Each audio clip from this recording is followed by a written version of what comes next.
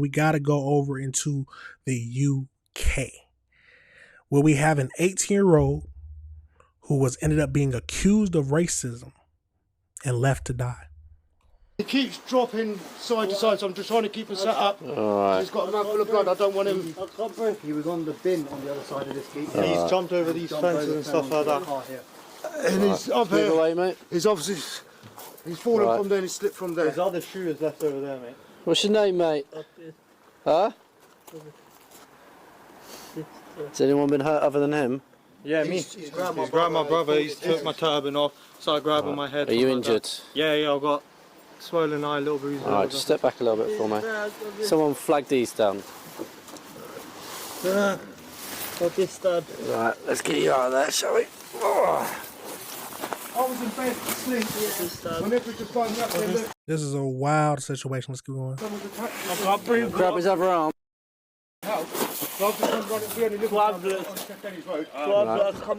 What's happened to you, alright? This stab. You've been stabbed? Whereabouts? Don't think you have, mate. Now, is this normal procedure? If he said he's been stabbed, you don't check. You immediately cuff him. Well, let's keep going. Hand. I can't breathe. Put the hand in the cuff, mate. Yeah. This is like numerous times this has happened to us. We've been walking, we've parked Can we get around one? times we've had people racist 90 foot. nothing happens.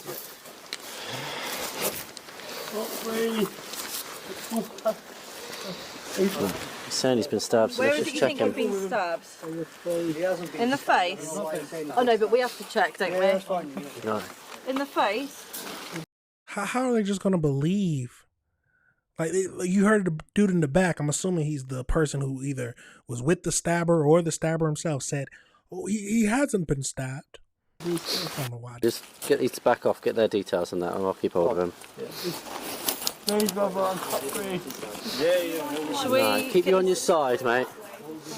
You better retrieve then. It's okay. I'm saying to him, I'm keeping him on his side. We were sat up when we had him here, but he didn't like it. What's your name, mate? No At sleep, the moment, no you are under harm, arrest. That's for assault, so you do not have to say anything, may harm in defence. If you do not mention your main questions, it's up to which you later rely in court. Anything you do say may be given in evidence, alright? It's going to be sick, I think. Yeah.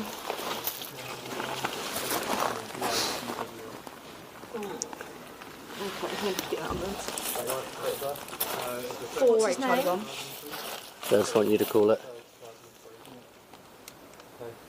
Yeah, we've got this male. He's just been beat up. Are we able to get an ambulance, please? His pupils aren't even reacting. Nothing. It was like they didn't even care what he was doing. Let's get over into the actual news article. We'll go now to the UK, where a court has jailed 23-year-old Vikram Digwa for life after he fatally stabbed an 18-year-old university student with a large blade that he claimed to carry for religious reasons. He's a Sikh. Now, the UK police, after sustained pressure, have released the following footage, a warning. Some of you may find it disturbing. Hand. I can't breathe. Put the hand in the cuff, mate. Yeah. This is like can't numerous breathe. times this has happened. There he is. Now, we just looked at that footage. Tell me what your thoughts are. Let's keep going into this, though. Is handcuffed after he was stabbed. Significant backlash for the police and the way they've handled that. They initially believed the killer's false account that he was being racially abused. Here to discuss it, Sky News contributor and News Corp European correspondent Sophie Ellsworth. Sophie, the family of Henry Novak, that's the young man who was killed, Nowak, I should say, have laid fault for their son's death squarely with police, and his father spoke to the media. Have a listen. Henry was pulled across the gravel, his hands forced behind his back, and he was placed in handcuffs. Instead of being treated as a dying victim, police formally arrested Henry for assault and read him his rights. That was the last thing he heard. This has been huge news for some time in the UK, but the last 2 or 3 days, honestly, I've seen nothing but people reacting to this, Soph.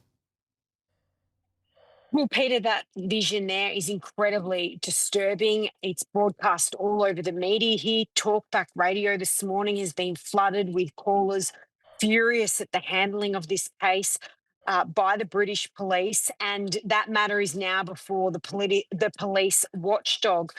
But Peter, this is incredibly concerning that people are allowed in this country to carry these extremely large knives for what they claim is religious reasons. And Nigel Farage has been on radio this morning discussing this and really saying that there is two-tier policing here in the UK. And unfortunately for white people, they're being treated lesser than black people here in the UK. That is the argument that he is making, and he's very concerned about the rising migration here. So there's a whole raft of issues that have been brought to before here as a result of this terribly sad case, Peter. Now, I don't know if it's a race, is it kind of like black versus white or black, whatever the races are. The main problem is the police procedure. Sounds like they just went with what they heard. Okay, he was attacked. He messed him up. They didn't do it. They didn't separate them. They didn't put both of them apart. They didn't try to figure out what was going on with him, immediately get an ambulance and figure out what was happening. It just seems like they were just going with whatever the other person said and not doing an investigation on themselves. But at least it seems like the police procedure is wrong. Now, are they buying too much into if it's a racial issue and they look too much towards that instead of doing an investigation? That's possible. Nobody wants to get on the bad side of any minority nowadays. It's just how it is. Jewish, how it is for black, how it is for anything like that. The main thing is that they should have done an investigation in the first place. I don't know about the racial tensions that's happening in this area, but the whole police procedure seems wrong. But let's keep going into this. Yeah, good of you to mention Nigel Farage. I've got that clip that you mentioned there from his response this morning. Let's have a listen. Henry's family have responded to this in just the most extraordinarily dignified way. But I suggest the rest of us respond to this with pure, cold rage. This is wrong. All the values and standards of living in a free country where everybody is judged equally before the law have been trashed and thrown away. Yeah, there's been an exemption in many places for Sikhs to have these ceremonial knives, but they're still a weapon. They still work, as you can obviously see in the case of this young man. And of course, when you make a distinction for one religion to carry a weapon, I think Nigel's point in the rest of that interview goes on, where does that end, Sophie? So you've got almost nothing from the Prime Minister. I find that extraordinary too, because the accusation by the killer was that this bloke was a racist, so they arrest the young man dying. But Keir Starmer and all these Labor MPs who took a knee for George Floyd when he died at the hands of police in the US, well, they are silent on this. Well, Keir Starmer has said that this matter should be taken to the police watchdog. But yes, Peter, he has largely said very little about this. Now, this is the British Prime Minister, as you just referenced, who took the knee for George Floyd. And we are not seeing that in the UK. We saw the Winston Churchill statue graffiti during that time. We saw so many protests, not a single thing here in the UK. And interestingly, Peter, that interview with Nigel Farage in the last hour was not broadcast on any of the main TV networks. They were pointing this out on radio this morning. They're not even taking Nigel Farage on this. Now, this has been another leader, one of the other parties they would have. And that just shows the huge divide here in Britain now. And I think this case will only get more and more attention as the days roll on by media who are giving it the service that it deserves. Because, Peter, this is incredibly serious. This young man, in his final moments, he was being read his legal rights as he lay on a footpath or on the pavement dying. And that is incredibly concerning. That's a crazy thing to think about. Imagine lying on the ground, bleeding out. You know you did nothing wrong. You know you did nothing wrong. I don't know.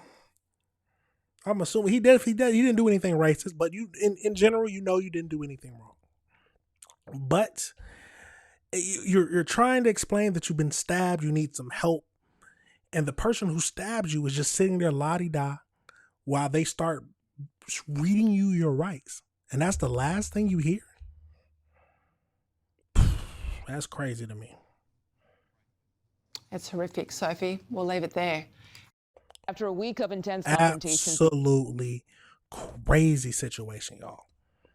Let's go over into the AI breakdown just to find out a little bit more information and finish it up. So as we know Henry, so that was the dude, the student, the 18-year-old Polish university student, was stabbed by Verktum, 23-year-old, which happened in England on December 3rd, 2025.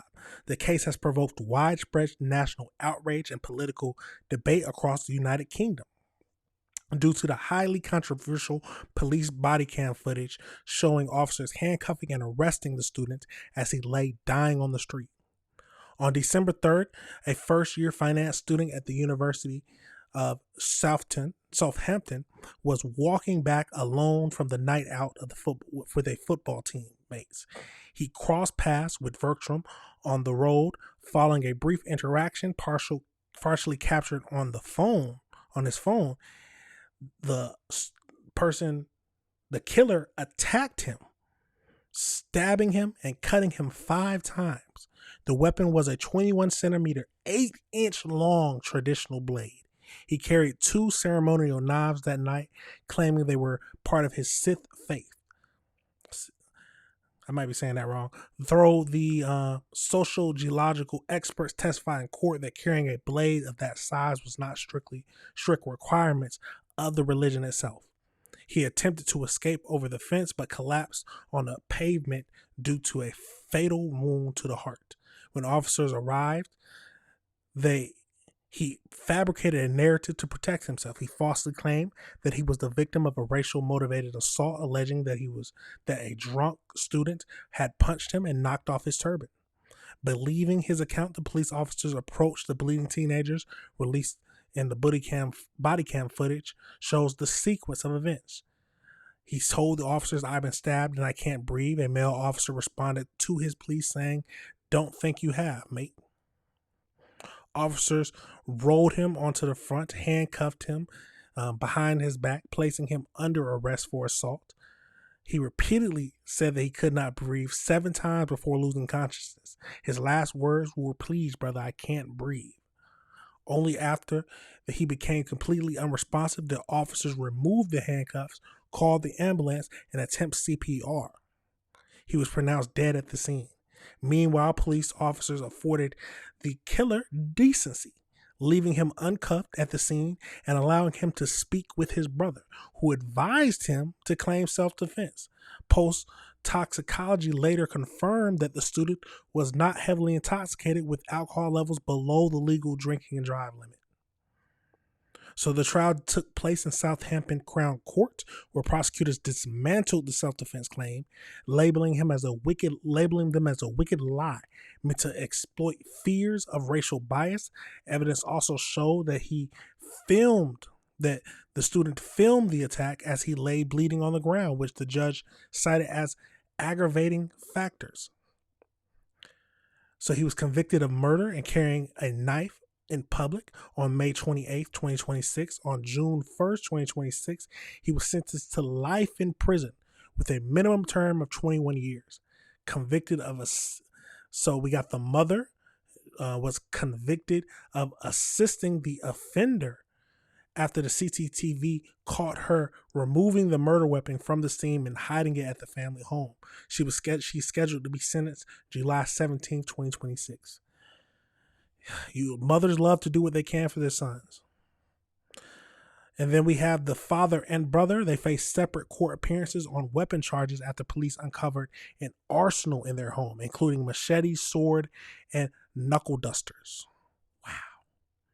So the release of the body cam has triggered massive political fallout. The family condemned the police handling of the inhuman, calling it inhuman and degrading, pointing out the agonizing contrast between how his dying son was treated and the killer.